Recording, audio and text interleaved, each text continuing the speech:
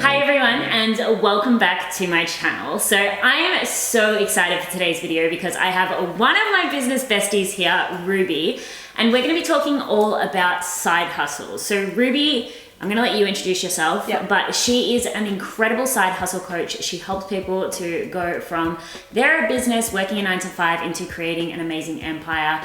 I absolutely adore her work. So do you want to introduce yourself a little bit? I'm so excited to be on this channel. You have no idea how pumped I am. We might be able to even tell you the background story to some of this.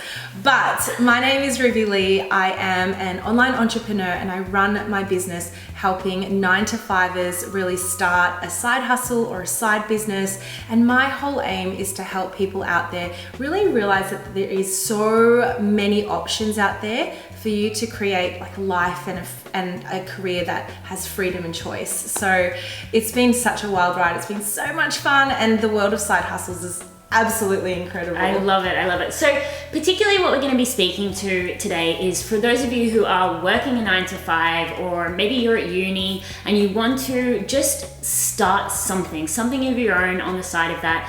Particularly something that Ruby's really good with is, I guess, the time management side of things as well, because obviously having limited time when you work a 9 to 5, how do you go then and start a business? So we're going to give you all of the tips today. If you did enjoy it, I would very much appreciate it if you gave it a big thumbs up.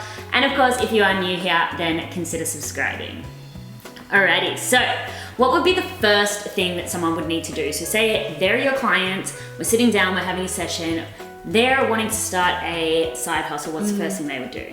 So my first tip is really to ask everybody to check in with your intentions. It starts with really asking yourself, like, why do you want a side hustle? And it can mean many different things to many people. It could just be an additional income stream where you might just want, some extra funds to help with that luxury holiday at the end of each year. Or it could actually become, your main hustle eventually.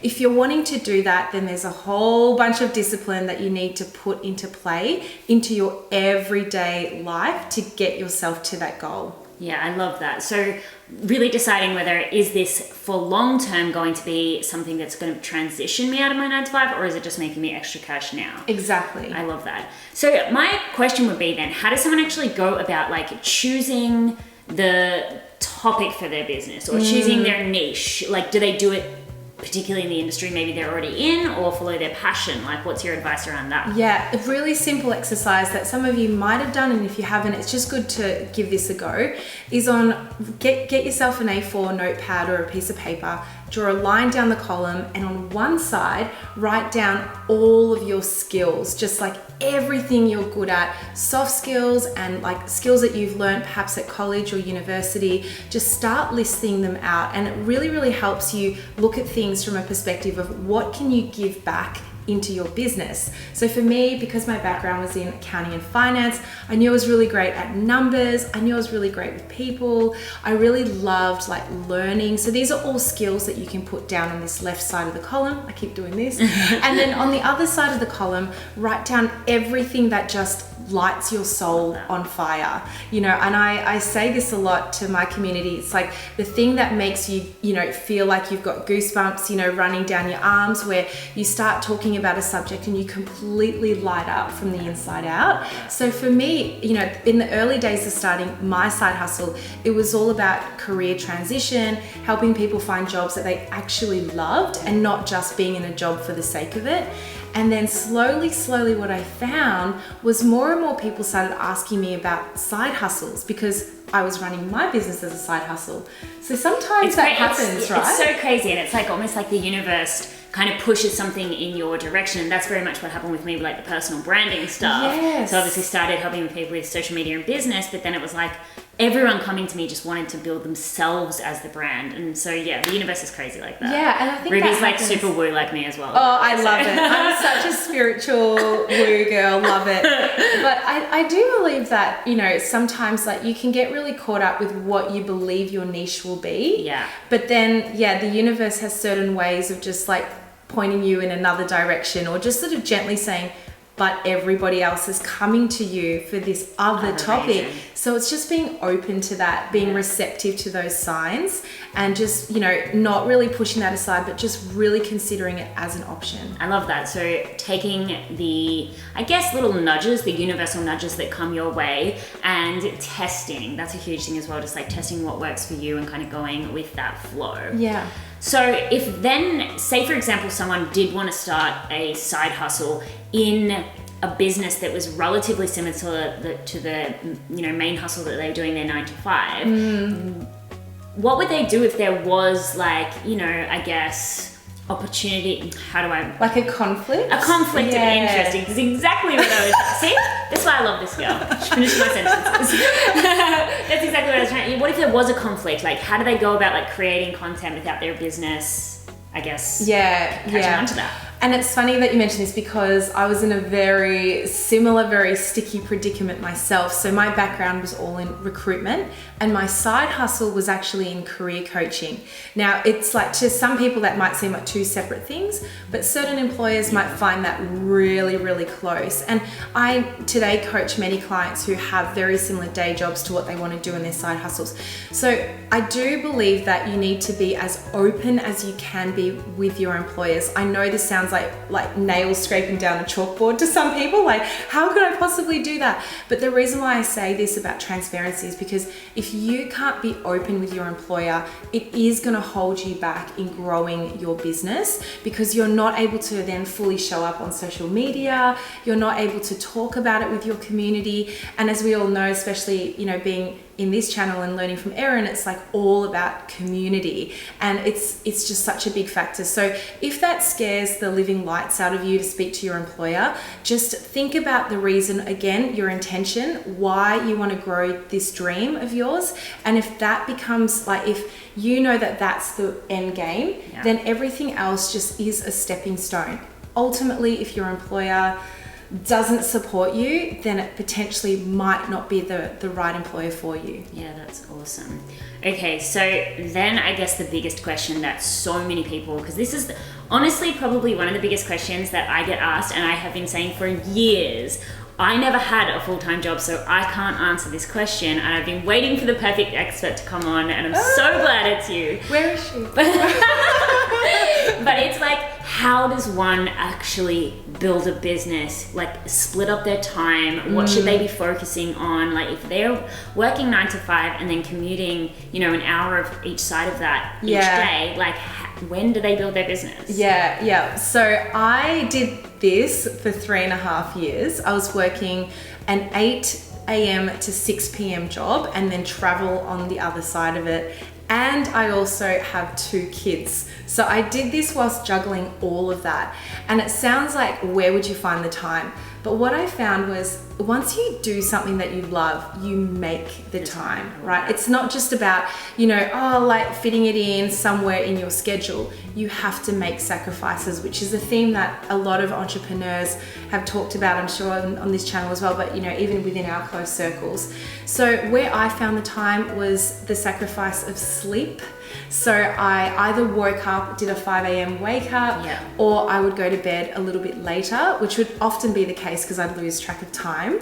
So I would find the time after dinner, the kids are in bed, and I would, from 7:30, 8 o'clock at night, pretty much hustle till midnight, sometimes till 1 a.m. in the morning. And that's like an amazing time for me to just have space in which I probably would have been reading a trashy novel or watching Netflix or something, you know, and I was making an extra 3 to 4 hours a night to focus on building the business. Yeah, that's huge. And honestly, I think the most important thing that Ruby just said there is, when you actually are doing that one thing that you do love, you are making the time. I see so many people saying, I don't have time to create content, I don't have time to build a business, and you are spending time watching Netflix and doing all of that, but ultimately it is the short-term sacrifice for long-term gain. And Ruby isn't, you know, every single night now after she comes home from work working on her business, because she's now full-time. She made that sacrifice to get to where she is. So, I mean, you've just got to ask yourself, like, is this really what I want? And if it is, I guess go for it. Yeah, and the other thing that I did a lot of was the commute. Yeah. So I used to travel by train to work every day, which is about 45 minutes door to door. And I would be posting to my Instagram page, I'd be answering emails, I'd be setting up appointments with my clients in that time itself. Or if there were certain times that I was like being driven to work by my husband, then I would be literally, I'd have the laptop open in the passenger seat. I know you've done that quite a bit too. And just like answering or responding to people on LinkedIn or on Facebook, and just being present with those comments. And you can find the time to do that. Finding the time, and you call it net time. Yes. I talk about this all the time. Just like there is so many times that you could be, even if it's learning, doing the washing, doing the dishes, or, you know, voice noting people as you're going for a walk or something like that. There's so many things that you can do. So then if someone their intention was that I want to make this my full-time gig, like I don't want to work a 9 to 5, I don't want to be in the corporate world for the rest of my life, what's that transition period look like? Say their business is making enough money, like do they just get up and quit? Like what would that transition period, what should it look like for a smart entrepreneur? I think the beauty about side hustles is that you don't need to make a decision straight away. You can be quite smart with it financially. And the reason why I shine a light on the money mindset aspect is because it's really scary when you've got, you know, a 9 to 5 paycheck, you know what you're getting every single month, and then suddenly you're going all in with a business that might be making like not close to that at this point in time. So create a bit of an idea around what your monthly minimum spend is in terms of like everything to do with your life. So if you're paying rent or if you've got bills, mortgage, study fees, whatever that is, you need to get real with your numbers. It's a scary number at times for some people, but then it gives you the power, and it actually does empower you to realize like, cool, I now know I need this amount, and then I can start to actually grow a business from there. And you can create what I call a financial runway. Yeah. So for some people, it could be that number that you've worked out times 3. So it's like a 3-month runway. And for others, it's like a 6-month runway, whatever you're most comfortable with. As in put that in savings? Put that in savings. Yeah, okay. But that's why I love the side hustle, because you can actually start to put money away from your 9 to 5 pay and start to grow your business on the side using your net time as well. Is there a certain amount of months, say, that you would recommend someone to be making consistent income in their business before? Because I know a lot of people will be like, wow, I have my first 10K month, I quit, you know? Like, is there a smarter way to kind of, like, would you go more about the runway and see how much you've got in savings? Or is it like, make sure you've got like at least 6 months of consistent income first? Yeah, I definitely didn't do the consistent income part. For me, it was very intuitive. I had a goal in mind. I remember hitting 6 figures in my side hustle. Now, it took 18 months for me to do that. So it wasn't like every single month I was bringing in certain amount of dollars, but it definitely was an intuitive thing where I was like, I feel mentally ready to do this now. And you'll feel it when you start getting uncomfortable in your day job and all you want to do is be in your business. And that's the sort of energy that will pull you towards having a really successful business, because I believe where energy goes, money flows. So if you're going into a side hustle, into main hustle, and you feel really scared and worried that you don't have enough money, that's what you bring in. That's what you bring in. So just check in with your intuition, and everyone says, you know, you'll have this gut feel. You honestly will. It'll just, the penny will drop and it will feel amazing. Like when you resign from your day job to go all in with your business and you're celebrating, like I literally had a client on the beach the other day who voice noted me crying her eyes out with joy. Like, I'm like, you've definitely made the right decision. That feels good. All right. And then, so I guess the final question that I do have, because I see you as the queen of LinkedIn. Like LinkedIn to Ruby is what YouTube is to me. And honestly, it's like that foundation of how you put your content out to the world. So I obviously have very little experience with LinkedIn, but people still ask me about I have very little experience with YouTube. That's why we're here for each other, but we're here for you guys right now. So LinkedIn is obviously massive, just, you know, for growing your personal brands, growing your business. Huge. What are like your top 3 tips to succeeding on LinkedIn? Okay, So LinkedIn right now is such an open source platform, and the algorithm itself is craving more video content. So if you don't mind the camera and if you don't mind posting Instagram stories, you can take that and put that onto LinkedIn, because video is going to get all the attention right now, more than posts and more than status updates. Get yourself on LinkedIn video. That is my number one tip to you guys. Number one, number two, and three. Number two is, I would say, be very focused on your message. It comes back to what Erin tells us about personal brand. Have that consistent message that you're always showing up with. I'm always showing up with things like side hustles, personal branding in your side hustle. So they're the key things that I would say to you as point number two. Be specific with what you're showing up with. And point number three is, don't concentrate too much on the metrics. LinkedIn is a funny one, and with any social platform, it takes time to get that sort of traction up. So some people say to me, oh, I've just posted like 3 videos and I've only had 2 likes. But it doesn't work that way in particular, because you will still get a lot of views on your post, not necessarily engagement in the early days. I'm sure you felt that when you started It's YouTube, like any platform. right? I mean, you just got to stick with it. You just got to keep going, and you will eventually see your 2 likes will turn into 20, your 20 will turn into 200. I mean, it's the natural curve of social media. Exactly. So they're my 3 tips, and LinkedIn is amazing. I know it's scary to some people, but an interesting statistic I read is that there are 500 million users on LinkedIn, and only 1% are using video. Wow.